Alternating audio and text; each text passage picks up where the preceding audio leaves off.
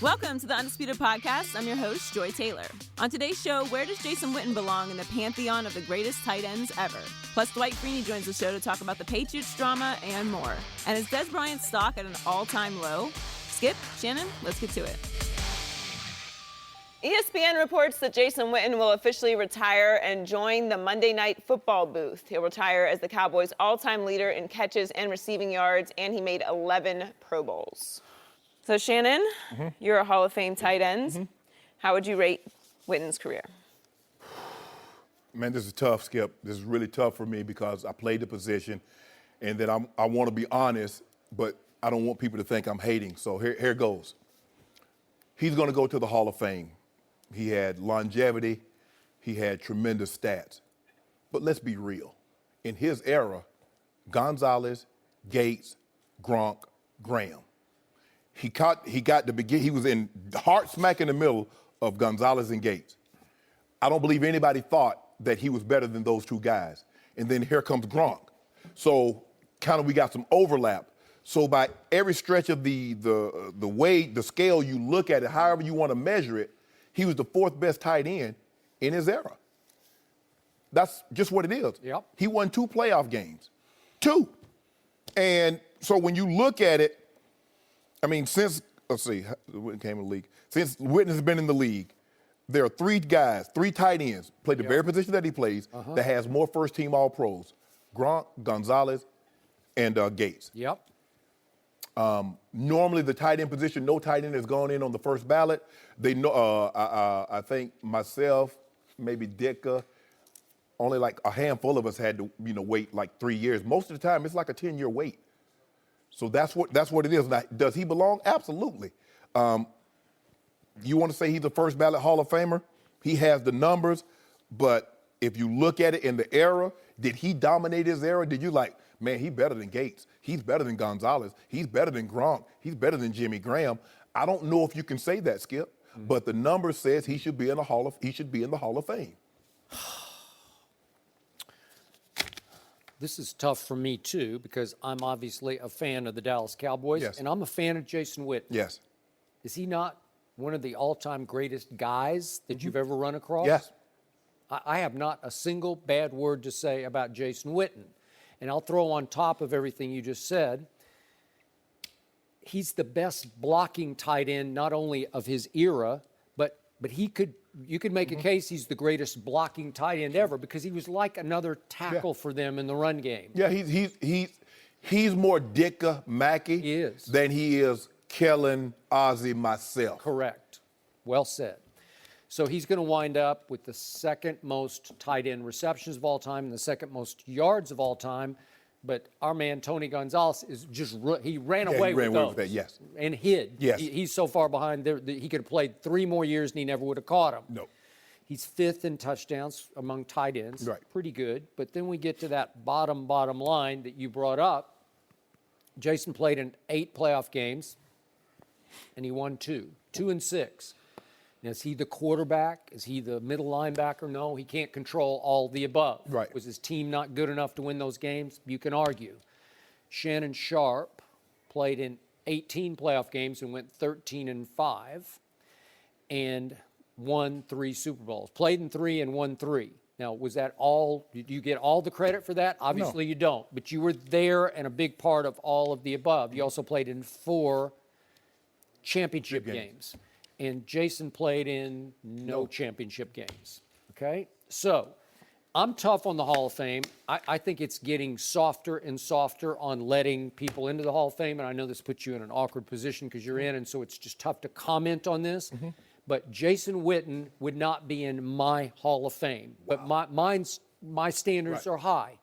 Did he change the game? Was he a transcendent player? No, he was a really good. There's that Hall of Very Good that I talk about. He's definitely in the Hall of Very Good. Yes. He played 15 years, and he missed 1 game with a broken jaw and got 3 plates inserted in his jaw and came back and played the following week. That's it. 15 years. It's unbelievable. That's durability, man. Skip, I played 14 years, but I missed the equivalent of a season with injuries. Okay. Missed 12 games one year, missed 3 games another year, sat out a couple of games because we had nothing to play for. So I missed about 16, 17 games throughout my career. So although it says 14 years I played, basically I played 13 years. Mm-hmm.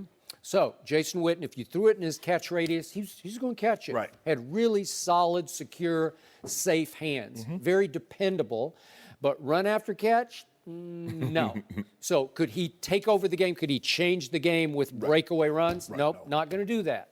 But he did make 11 Pro Bowls, and he made 2 first-team All-Pros, Yes. which is pretty good, but it's not the best of Right. the era. Right. Right? Because in his era, it just so happens it's kind of like Drew Brees. Drew Brees is going to get lost because he played the bulk of his career, Tom Brady and Peyton Manning. So basically, if you played in that era, that's what everybody's going to point to because those guys went to what? Like 12 Super Bowls between the two of them. But Drew Brees won a Super Bowl. He did win a so Super- you're good. You're a made man, right? He made, Okay. but when we talk about him, we still step over him, even though he has that one Super Bowl and 5,000-yard seasons. You look at Gates, 114 touchdowns. Gonzalez, 112 touchdowns. Yep. Gronk's going to be somewhere around over 100 if Brady plays a couple more years and he stays with Brady. He's going to be over 100. All I'm saying, Skip, is that when I played in the 90s. It was me and Ben Coates. Yep. So that was it. In the AFC, you weren't going to the Pro Bowl if Ben Coates and Shannon Sharp was healthy. Well, when you look at it, you look at his era in which he played, who other than a Cowboy fan, but if you're objective, would say that Jason Witten had a better career than Tony Gonzalez, Antonio Gates, or even Rob Gronkowski and where he is right now. Because if playoffs should matter, games should matter. 2-8. He's never played in the conference championship game, Skip. Never. At least Gonzo has that on his resume. Now, he only won 1. I think Gates might have won 1 or 2. Yep. But those should matter. And people are like, well, you never played with anybody. Well, somebody got him to those 11 Pro Bowls. Somebody got him those 12,000 yards. Good point. So you can't say, and a lot of times people, well, he didn't play with John Elway. Well, John Elway didn't throw me 14,000 yards worth of passes. Okay. So I always considered Jason a clutch catcher because he made a number of clutch catches, such as in the playoff game 2014 ahead of the Dez game at Green Bay, the one against Detroit at home. Yes. It was a big 4th down play, and Romo found his man, Jason Witten. It was a huge play that saved, or you can argue won the game. And then the next year, 2015, the big opener against the rival Giants at Jerry World, game number 1, last second play. Right. Romo to Jason Witten at the goal line, catches it, falls into the end zone, touchdown, wins the game against Eli and company. It looked like, then of course Romo got hurt the rest of the year and it went down the tubes. But he made a lot of those catches, but they're not in NFC Championship games, they're not in Super Bowls. They didn't. He didn't change life with the Cowboys. He wasn't the dynamic leader that you were. Right. He was just solid. He was a stalwart. He came to work and worked hard every day. And the thing is, Skip, you need you can have a great career, and Michael Jordan had an unbelievable career, but he's known for that shot against Craig Elo. He's known for that walk-off. So what's the signature moment in the biggest of games? And I had, up until the AFC Championship game, Skip, I had some monster games. Had, 13 for 156 against the Raiders in a playoff game. How do you remember 156? Because I had went out there the week before, Skip. I needed 121 yards, Skip, to get 1,000. I had 6 for $115 at the half. These numbers are like emblazoned. I know, Skip, I know. But I remember talking to my brother. I was like, man, I've had some good games. I said, but I don't have a moment. And it just so happened, 3rd and 6, Pittsburgh. That's the moment. Or the play against the Raiders. That's the moment to me. So, sports are about moments and big moments. Jason had a fabulous career, Skip. He did. The numbers said he had a fabulous career. But it's just hard for me when I look at him and look at the era in which he played in, because everybody caught a bunch of, Skip, by the time it's said and done, I might be 25th on the tight end all-time reception list with the way they throw the football now. So, bottom line, I will bet you, because the media votes on this, and he is a media favorite. Want to bet first ballot? Oh, yeah. And also, by the time he's eligible, 2023, he'll have been in the Monday Night Football booth for a good hot set. a few years. So, but they do say the greatest ability is availability, and He was available. cannot argue with that. Yeah. No mercy. Hey everyone, Joy Taylor here, and before the show moves along, I want to tell you about an exciting new show. It's called the Fox Sports Daily Brief, available only on Facebook Watch. We all know everyone is busy, but the Fox Sports Daily Brief takes the biggest stories in the world of sports and delivers them to you in one video on Facebook. It's all you need to know about sports from the biggest stars at Fox Sports. So log on to Facebook and search Fox Sports Daily Brief and look for new episodes weekdays. Now back to the show. No mercy. Dez Bryant is still looking for a new home, and apparently there isn't much interest. Adam Schefter reports that there are, quote, far more teams that are unwilling to pay Dez the league minimum that teams could consider signing him. The minimum for Dez is just under $1 million. Shannon, are you surprised by the lack of interest in Dez? I am. This seems a little extreme to me, Joy. I've had my issues with Dez play. I've never had an issue with him personally. I just watch him play. I know the receiver. I was a receiver before I was moved to tight end. And just looking at him, I don't see the separation. I don't see the consistency in which a wide receiver of Dez pay grade, that he gets the consistent separation and releases off the line of scrimmage, Skip. But for me, is that Dez had an opportunity. The Baltimore Ravens were willing to give Dez a multi-year deal. Dez said no. Skip, if I'm looking for a job, and this one job says, okay, we got employment for you. In order for me to turn it down, I better know something that they don't. I better have a job over here lined up that I'm going to go sign my name. As soon as I walk out of their office, I'm going over here into this other office and sign my name on the dotted line. Dez, you're in no position. I can see if you had 5 or 6 teams clamoring for your services. Yep. You know, there's a report, there are a lot of teams waiting on Dez to get released. Yep. That was Dez's agency releasing that, because we can see there's not a whole lot of team clamoring for Dez Bryant. They look at the tape. They see a guy that's not consistently winning on the outside. And then he's not consistently winning, and then he could possibly be a problem on the sideline when things doesn't go his way. Yep. So they're weighing that, okay, production is down. If production is down, guess what else is going to be down? Tolerance of your behavior. Yep. So I believe that is what's in play here. They look at the tape, and they don't see the same guy, and then what happens when we don't throw him the ball? That could be a problem. But I am surprised, Skip, that someone, minimum $1 million, someone says, okay, Dez, come here on a prove-it contract. Because basically, league minimum for a guy that's under the age of 30, that's a prove-it contract. We need you to prove it. Baltimore was willing to give him a multi-year deal, Skip. He turned that down. So I hope he got something up his sleeve. So do I. For his sake, nothing personal against him. I don't think either one of us have any personal issues with him, but the tape doesn't lie. Heck, the TV doesn't lie. Just watch it. What did you see? What you didn't see, right? Yes. I saw a guy who led the National Football League in drop passes. I saw a guy who the whole offense was basically built around this year, Dez dependent, and more than a fourth of Dak Prescott's passes were aimed at 88, and he caught about half of them. Not enough, as you well know. And the rise and fall of the Dallas Cowboys all sort of swirled around the collapse of 88 this year, over the last couple of years, actually. He's broken down, he's beat up, he's lost confidence, but the problem all these teams are seeing is the less you pay him, the more trouble he may cause you. Yeah, because exactly. he still thinks he's Dez Bryant. And you can't blame him, you can't condemn him for that. No. But if you pay him $1 million, the minimum, and then he comes in and you don't throw him 10 targets a game, right, he's not going to be happy. And plus, Skip, they look at it like this. Hold on, wait a minute now. I'm supposed to believe that if I pay Dez Bryant $1 million on a prove-it contract, he's going to perform better than he did when he was making $12.5 million. So he's making $12.5. He didn't get consistent releases. He didn't play big for you. But if I give him $1 million, he's going to do it now. Teams look at that, and I get it, but I still believe Dez Bryant, Skip, for $1 million. I still believe that's a good buy. But this league, as you know, is cold-blooded. Yeah. And once Dez Bryant turned down the great Ozzie Newsome, who sent him a lifeline, Yes. right here, this is your last stop.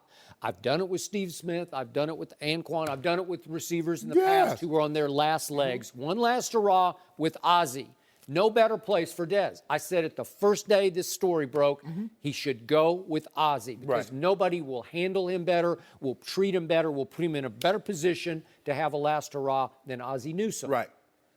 And he said no. He was throwing out teams that had no interest. Oh, man, playing with the Giants, that'd be crazy. Because in his original thought process, where can I go to get back at the Cowboys? Forget the Cowboys. The Cowboys already told me what they thought of me. They released me. So the last thing on my mind is what's about the Cowboys. Let me try to find some place. Okay, team. Yep. Who wants me? Where can I go? Who say it's 3 teams, Skip? Who has the best quarterback? Who has the best situation that can help that can win? And then I can show. Because you worried about getting what difference does it make if you have 1,000 yards, you win 4 games? You want to win, and you want to be a part of that winning. But for me, I would have never turned that deal down. Okay. Because it's too hard. But you were Shannon Sharp. You're in the Hall of Fame. You have 3 rings. And you had a chance to go to Ozzie. Yes. And you were viewed around the league as a leader and a hard worker. Yeah. Dez, no, right? Right. Not a leader, not a hard worker. Right. There's no overachieving in Dez, right? He's not hungry. He's not going to come out with the quarterback and catch 10,000 balls from Joe Flacco or whatever, from Lamar Jackson. even, because he's been spoiled rotten by Jerry Jones. Right. He got by on his God-given talent, and he had immense talent. Right. Which brings me to the sad part of this is I'm not sure I've ever seen a more dramatic fall No, in I a haven't. pretty No. short time. No. 2014, Dez Bryant is on the cover of Rolling Stone. It's crossover. It's not Sports Illustrated. He's on the cover. This is big. This is national, where you have cut through. And you cut through because of this, because you had a signature celebration. Right. Everybody was doing it. Cowboy Nation, everywhere I went, streets of New York, they're all doing this to me. And I loved it because 2014 was a great Dez Bryant year, and you have made the case he might have been the best receiver. Yeah. He was right there with Julio or AJ or whoever you wanted to throw in the mix at that point. Right. And Jerry Jones said that next camp, you earned it. And they went back and forth, and they did a little arm wrestling, and finally, right on time, right up to the camp deadline, he gave him his big deal. And he regretted it because Dez didn't work very hard from that point forward, and then his body started to Right. betray him. And that's the thing, Skip. And you have to, for us to have to go back, and there's that magic season, 2014. Yeah. 16 touchdowns, first team All-Pro. They won the division. He dropped the ball in Green Bay, and so the rest is history. Wait, he dropped the ball Yeah, in he dropped Green it. Bay? Yeah. What are you talking about? That wasn't a catch. He dropped the ball. It was a touchdown pass that should have won the game. And Aaron Rodgers should have another postseason loss. Did the referees make anybody smell the deodorant? Did they do this or did they do this? I just need to know. They did this. And then what happened when they go replay? Because all touchdowns get replayed. And then what did they do? Well, the league office once again got even with Jerry Jones because they're always getting even with Jerry Skip Jones. Bayless. No, he's the Maverick. He's the rebel. We got to put him back in his place. So they put him back in his place with the most bogus call. And then they tried to sell it as he didn't make a football move. He ran 2 steps with the ball. He did not maintain possession throughout the entirety of the act of catching the football. Slammed the ball with his left hand, and he's left-handed on the goal line That'd like been great a if it was running back. That'd have been great if it was dominoes. You could slam it. Tension! Yeah, But that's what he did. When you got that football, you got to hold on to it. Over. No. It was game over. But, let's be real, though. $1 million is not a lot of money by NFL standards. Dez Bryant is still 29 years of age. Are you telling me that of 32 teams, let's just say they got 6 receivers per team, are you telling me there's 192 better receivers than Dez Bryant? I'm not saying he's top 10. He might not be top 15, top 20. But there's not 192 receivers that's better than Dez Bryant in the NFL currently, Skip. Okay, but think of the package you're acquiring. The Dez package is you're only paying him something that is insultingly low to him. He ain't got to take it. Okay, well, if he's going to have to play for $1 million Yes. somewhere, right? Yeah. Okay, so you take it, and then you're unhappy from jump because you're like, I'm Dez Bryant, and I'm only making $1 million. You're going to be quick to pout, quick to complain. He done made a bunch of money, Skip. Go out there on this prove-it deal. Hopefully he can find a team, play on this prove-it deal, and get you another contract. But, I mean, he made $40 million just over the last 3 years. Plus, he was a first-round draft pick, so Dez should be straight. No state taxes in Dallas. I don't know the dude's finances, but prove it. I don't know.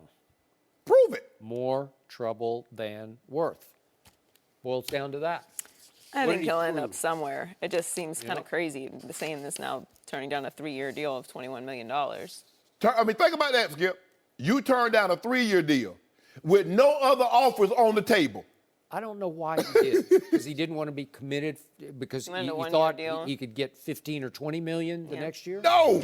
Okay. No. No mercy. We're joined now by former All-Pro defensive end, Super Bowl champion, and one of the greatest pass rushers ever, Dwight Freeney. Welcome to Undisputed. Hey, thanks for having me. So good to have you. So let's get to a team that you battled for many years, the Patriots. There's been a lot of drama surrounding them for months. This week, Tom Brady was asked if he feels appreciated and said, quote, "I plead the fifth." Then a report came out that the Patriots almost traded up in the draft for Baker Mayfield. So, Dwight, what is your take on all the drama in New England? Well, I mean, I think over there, I think they're used to winning. They're winning Super Bowls. So it's not uncommon for there to be some type of, I don't know, anxiety or stress there because of that. And also, Tom is, 41. So he's getting older. So they also know that at some point, things will change. So I think there's nothing wrong with kind of planning for the future. I don't think anything's wrong with that. Every other position has to do it. Yeah. You've been there. You know what it is. So I think all this anxiety is just, the fact that they didn't win and Tom's getting older. How much longer do you think he can play at the level he played at last year?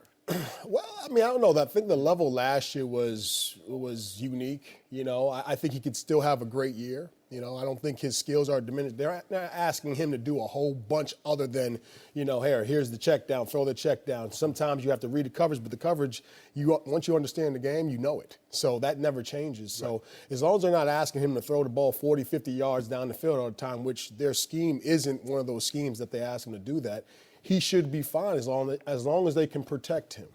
So, I mean, will he have another year like last year? I doubt it.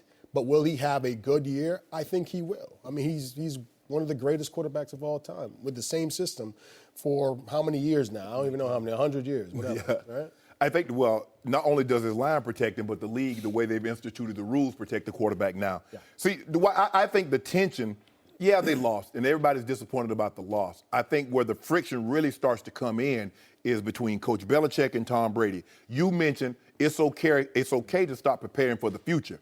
Well, Tom was okay with that until preparing for the future meant preparing someone to take his job.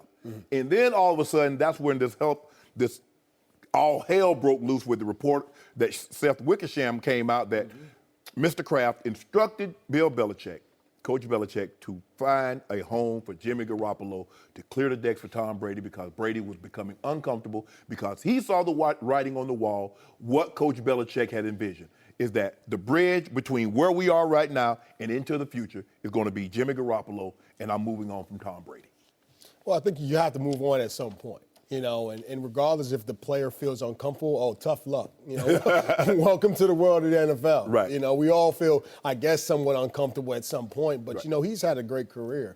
I don't know how many seasons it is for Tom now, 18, 19, or whatever it is. I mean, how many quarterbacks can say that? So I'm sure he knows that at some point it will have to come to an end. I don't know how true the whole report is that he felt nervous about Garoppolo. I highly, highly doubt that.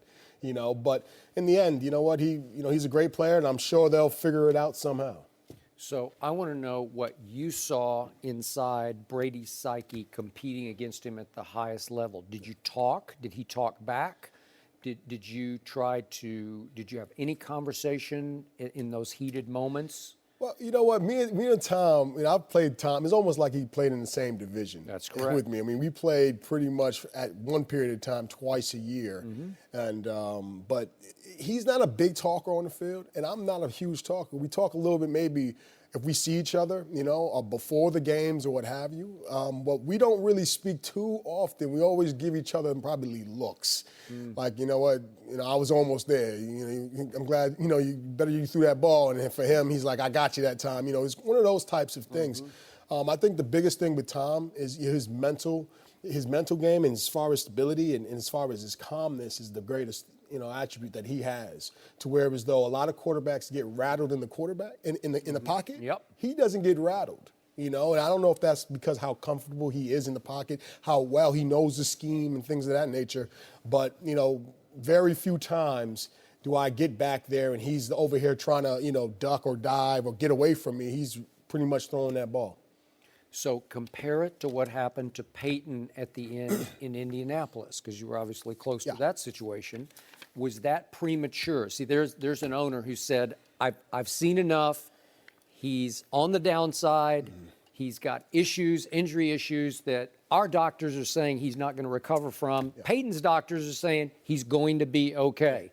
And your owner in Indianapolis finally said, you know what? I got a chance to draft this kid from Stanford, and I am going forward. It's sort of a Jimmy G situation where Belichick handpicked Jimmy Garoppolo and said, this next coming football season, I want to go forward with him. It's time to send Tom out the back door. And so you patted Peyton on the head and you pushed him out the back door. Was that premature? I think it was. I can understand it from both sides, though. And obviously, hindsight's 2020. We all know what happened after. But in the moment, we didn't know if Peyton was coming back that year. That whole year, I think it was a lockout year or something like that. And we were preparing for him to come back, and he didn't show up. And we kept thinking he was going to come. Never did. So I think that scared the Colts in saying, okay, is this guy ever going to come back?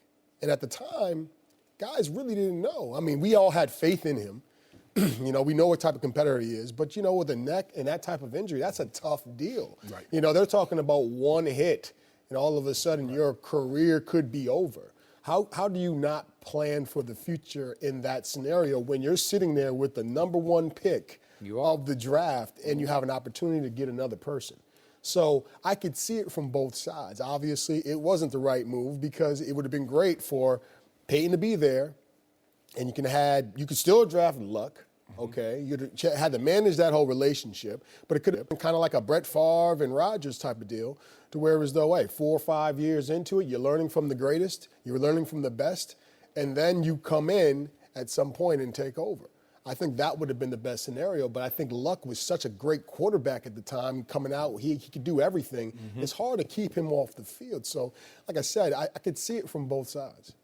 But you had a really good football team, still good enough to go win another Super Bowl. And what happened? He should have won two straight MVPs, right? Because Adrian Peterson won the first one. What was the major? You played with Luck, right? Yeah. What's the biggest difference that you see between Andrew Luck and Peyton Manning? Well, I mean, I think the obvious thing is the mobility. I think, Andrew, when things get bad or rough or tough or uncomfortable, he can use his feet. He can run, scramble. He can run guys over and throw off his, Peyton's a pocket passer. That's it. Peyton ain't running from nobody. Okay? Yeah. So he's in that pocket. He's going to dice you up. If that pass isn't there, he's probably going to get a sack. Right. But he will probably come back and get you for another 20 yards after that. But that's the difference between those guys. I want to ask you something about 2 years ago. You was on that team, had a 25-point lead. Oof. Yeah, don't bring that. What happened? Freeney, what happened? Oh, my God. Why would you bring that back up? Super Bowl. The Falcons versus the Patriots. Yeah. Well, I think it had a lot to do with an experience. I think the experience of the Patriots being in those situations, and I think the lack of experience from us. I think, from a play call standpoint, play making standpoint, I think we could have done obviously a lot better job. When you have that type of lead, now the clock is your friend. Right. And I think that we should have probably, obviously looking back on it, using the clock to our favor. We could have ran the ball. I think we had Freeman back there. He had over 100-some-odd yards rushing, and there was nothing wrong with running the ball. But I think for us, we were such an aggressive team. And the fact that all year, we went out and drove down the field passing the ball, when we had all the accolades of that, I felt like we were a little bit too confident in that, and rather than being smart and saying, you know what, we don't need to score another 20 or 14 or whatever points. All we need to do is run the ball, manage the clock, and let them try to play catch-up and give them the less amount of attempts or opportunities to get back at it. And I think at some point, the defense had about 90 plays I was dead tired. Now, at that stage, I was only used to playing about 20, 25, Right. 30, and I'm looking at my clicker. I'm like 70. I'm like, man, what is this, 2005? Right. Is it possible you were just up against the greatest quarterback ever and he was not going to be denied? Well, I think that he is one of the greatest quarterbacks ever. Why I think not? he's, who do you, what do you, in the end, was it championships that define a quarterback as one of the greatest? But there's a lot of other players on that field and what contributes to being a champion. I think football is the one sport where you can honestly say this isn't basketball. With basketball, it's, you got one guy who play offense, one guy play defense, and the same guy play offense and defense and run on the court. It's completely different in So football. are you giving Belichick more credit than Brady? I'm definitely not doing that, but Belichick is a mastermind. Mastermind. Yeah, he was he is such a a mastermind that wait a second, he left Malcolm Butler on the sideline for a whole Super Bowl last Super Bowl? Well, but look at this. Regardless of what happens with the Patriots, when Brady got hurt a couple years ago, and 2000. Matt Castle came in, did anything change? Did they stop winning games? Did all of a sudden they fall apart? They didn't. All right. When Brady got hurt recently, and he Got didn't- suspension in the suspension. first Oh 4 yeah, games. sorry, suspension. And all of a sudden, it was supposed to be all over, right? They weren't supposed to win a game. They still won. So I'm telling you that, Brady is an amazing, amazing, amazing quarterback, okay? Belichick is an amazing, amazing, amazing, amazing coach, okay? And those two together has formed this beast of the New England Patriots. So I'm not taking any credit away from Belichick. But that's the crux of the argument right there. Because you use 4 amazings for Tom Brady, 4 amazings for Coach Belichick.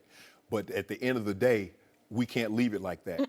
We got to pick a side. One of them wants an extra yeah, amazing exactly. on their side. I want to be, Tom's like, hold on, I got the ball. Coach Belichick's like, I'm doing all the shopping. I'm putting all this together. I'm the reason that it goes out there. Somebody wants 51%. Now, that's the crux of this. Right. No, we can't know. I'm going right down the middle. I'm going to remind you, just the other day, right here in Santa Monica, California, Tom Brady held the mic and said he's not appreciated enough by a franchise for which he won last year's MVP and threw for 505 yards, a playoff record in the Super Bowl. He's going on 41 years of age and he's not appreciated enough. I think that was probably more a joke than anything. I don't really believe that Tom really believes that he's not appreciated enough in New England. If you're in one organization in this league to where as though it's not for long and you get kicked to the side whenever something bad happens or whatever, he's been in that team for how many years now? There is no way that you're not appreciated and you've been in one organization for that long. So, he had to have been joking. No. There's no way. There's no way he's. I think no the way. organization appreciates him. I don't think he thinks his head coach appreciates him. And it might be okay, something maybe. with Robert Kraft, too. Might be. Because he's kind of trying to keep everything together. So, what did he call him? The guy that owns the team? Yeah. the guy. No mercy. According to Jason Lockenfora of CBS Sports, Lamar Jackson will be on the field for the Ravens Week 1. Jackson will reportedly have packages created for him and could be on the field for just a few plays or a dozen plays. Baltimore traded up to the final pick of the first round for Jackson, but John Harbaugh said Joe Flacco is still the starter. Lockenfora also says the drafting of Jackson means that Flacco will not be back with the Ravens in 2019. Dwight Freeney is still with us, but for Shannon, is it a good idea to play Lamar Jackson immediately? Why not? I believe he has a unique skill set, and the coaches that are there have worked with players with unique skill sets. Colin Kaepernick, Greg Roman was the offensive coordinator. They work with Donovan McNabb. Michael Vick, yes. So this guy has a unique skill set. You need someone with imagination that's going to give him an opportunity. Plus, have anybody looked at the Ravens offense over the last 3 or 4 years? Last year, they were 27th in total offense, 29th in passing offense. What could he hurt? There's only 3 teams worse than they were in the passing game. So why not put him on the field, put him in a situation where he has success? And I believe that's what they'll do, Skip. They'll look what he had success at the University of Louisville.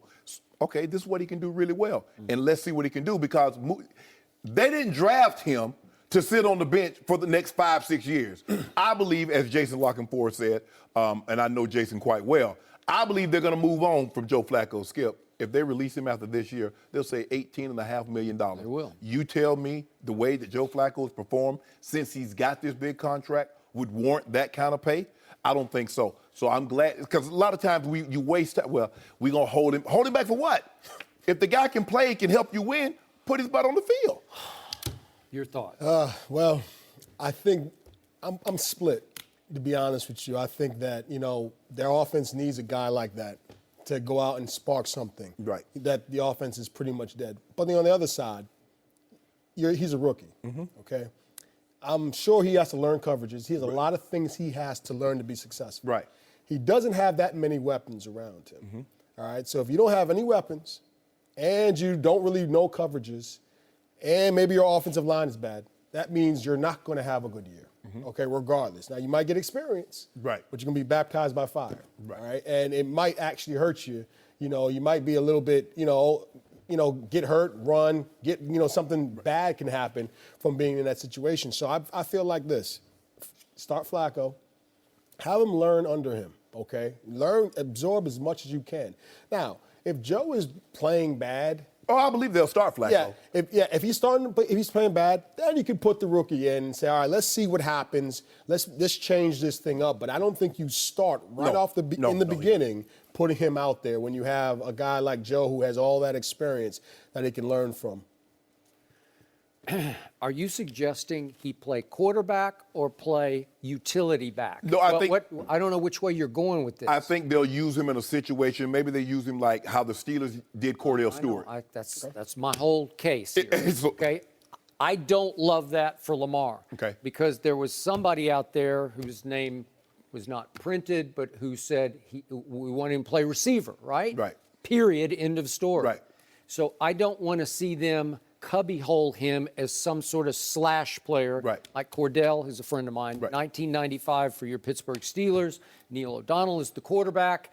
They made it all the way to Super Bowl with slash because Cordell was happy as a late second-round pick to say, okay, so during the regular season, he threw 7 passes, he ran it 15 times, and he caught 14 balls. So they used him in the slot.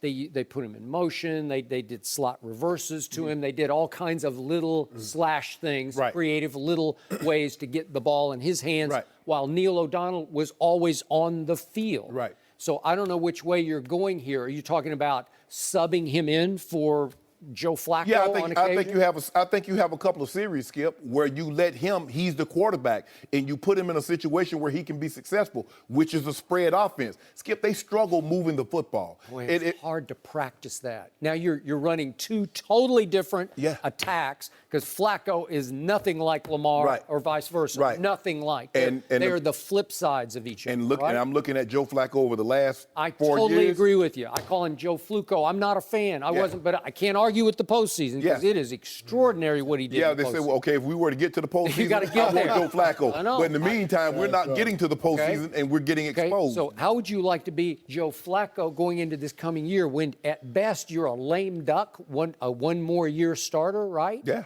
You're just keeping it warm for the kid until he gets a feel for it. Well, to me, you should fish or cut bait. I'm back to that age-old expression. If you have 2 quarterbacks, you have none. And if you're going to mix and match them, if you're going to try, as we go back to Coach Landry once upon a time, tried to alternate Roger Staubach and Craig Morton, like every other play, you're the play messenger to run in. I'm going to tell you the play that you get to run in and run. It will not work. It's a single quarterback offense where you know this. You have to have a guy who's in control, who gets into the rhythm of the game, and it just won't. You have to go one way or the other, and I don't personally want to see Lamar used as a slash player. Or That's gimmick. just me. Well, there's a good chance, Skip, if this thing doesn't go well early on, Lamar Jackson could be the eventual starter. Because this coming year. I agree with that. Because I don't believe they're going to go through what they went through last year with Joe Flacco. Obviously, they didn't have a whole lot of confidence in Ryan Mallett. That's why they were kicking the tires on they kicked the tires on Colin Kaepernick. They did. I believe if Joe Flacco were to struggle like he struggled last year, they would have no choice but to put Lamar Jackson in. And because they've had some of the And maybe, Skip, maybe they don't run these packages in the game, but I can assure you in training camp, they're going to get Lamar Jackson in a package of plays, and they're going to expand from there. So if Joe Flacco is struggling in the regular season, Lamar Jackson is coming in. Okay. So I hark back to that year under Harbaugh in San Francisco when Colin Kaepernick was handed the reins mid-season from Alex Smith, and they took off and should have won the Super Bowl to me, but they got to the Super Bowl. But Colin had been in the system for a couple of years? Yeah, he was a second-year quarterback. Yeah. So at least he had some baptism, not by fire, just by osmosis, just being around. And this, to your point, we both agree, Lamar's got some learning to do about, even though he played in a pro-style offense under Petrino, who's a very demanding pro-style coach, it's going to take him a little while. So this is going to be very interesting to see how quickly, the pressure on Flacco's got to be extraordinary. Oh, absolutely. Yeah, I mean, I think the big thing is, like I said, this guy here, he's going to run the ball and he's going to scramble around. Right. The thing is this is not college. You're not going against guys who are 18, 19, your age. You're getting hit by people who are twice as strong, twice as big. You have all that concussion stuff. I don't know too many quarterbacks who run the ball and scramble and who have not gotten hurt in this league. So that's another risk. Would you have liked to have played against a rookie Lamar Jackson? Would you feast on that? I personally love the quarterback who loves to hold on to the ball, okay? The longer you hold on to the ball is the more opportunity I have to get you, all right? The guy who I can't stand is the guy who gets rid of the ball and doesn't want to get touched. Tom Brady? Yes. Yeah. All right, that guy annoys me, you know what I mean? Because I keep beating my guy, and when I think I have the sack, then ball's gone. And then when I think he's going to throw the ball, guess what? He holds on to it. How often did a running quarterback frustrate you? Well, it doesn't frustrate me too much, because the fact of the matter is I had an opportunity. And that's as a D lineman, as a guy who gets after the quarterback, that's all you want. Right. Just give me the opportunity to get to the quarterback. So if he's going to hold on to the ball, trust me and Mathis, we're going to craft up something where we're going to get him down. So. And the thing is, if you look at through history, Skip, the more mobile the quarterback is, the higher his sack percentage is. Look at Randall Cunningham. Look at Mike Vick. Look at RG3. Look at Cam Newton. That's true. All these guys, even Steve Young, all the guys, you're like, well, how are they getting sacked so much? Because while he can get away from something on one side, he runs himself into trouble on the backside. Yes. So exactly, and that's his default. As a default button for quarterbacks who are athletic, they're going to run for their success. Now, other quarterbacks, they say, okay, I can't run, I'm going to throw the ball away. And that actually helps them out and helps the team out, I think, a little bit more than that guy who wants to scramble and run, unless you're like, Newton, where, all of a sudden you run for 30, 40 yards running guys over. And there's not too many guys like that. Yeah, we got to leave it there. Dwight, thanks so much for joining us. No mercy. The New York Times reported that Washington Redskins cheerleaders had to pose topless at a photo shoot in Costa Rica back in 2013. There was even a group of spectators invited by the team to watch the photo shoot, and they were all men. During that trip, a group of cheerleaders were also chosen to be personal escorts for the sponsors of the team at a nightclub. The cheerleaders said there was no sex involved, but they felt the team was, quote, pimping us out. Shannon, what's your reaction? Skip, if this is true, this is unacceptable, and the NFL needs to step in. Clearly, but I'm not surprised because Washington, they seem to be tone deaf with this name. So I'm not surprised Daniel Snyder hasn't said anything about this, but this is unacceptable. The cheerleaders are a representation of your organization. Now, obviously, Skip, if you go to a secluded beach or a secluded location and you're going to do topless photos, obviously you did that for a reason. But to invite men to watch as you do this, that's unacceptable. I get it. Okay, you go to Costa Rica and you suite holders are major sponsors. You're going to go through this, have this elaborate dinner. If you want to invite, say, cheerleaders, we're having the sponsors. If you want to come, we'd love to have you because you're a part of this. But to request that they go to be almost escorts, what is this? This is not this is not a Playboy model shoot, Skip, where the women get top. These are representations of your cheerleaders. And then they had an ad, I think in 2009, where 5 lucky winners would win Redskins cheerleaders to wash their car. One man asked another if he would like the cheerleaders soaping up and scrubbing off. What the hell is this? Girls Gone Wild? This is an NFL. This is the NFL, and you got this going on. The NFL is going to have to look into this, and they need to come down with a steep fine on Washington. And whomever is in charge of the Washington cheerleader squad, they got to go. This is unacceptable, Skip. You don't. I can assure you, these women did not sign up for this. I would say not. Well, I'll start by saying none of this is surprising. Literally not one detail that I've heard from anything that's been going on with all of the NFL cheerleader issues that have been circulating in the news lately is surprising to me. It's not just this Redskins report. There was a lawsuit with a Miami Dolphins cheerleader and a Saints cheerleader. And they've actually offered to settle for $1 and a meeting with Goodell. Roger Goodell. So to me, this is the NFL's fault. And for the life of me, I can't understand why, for once, they cannot be ahead of something instead of being reactionary to something that is, to me, so obvious. Now, I come from a different place, I suppose, because I covered the Miami Dolphins cheerleading tryouts for several years.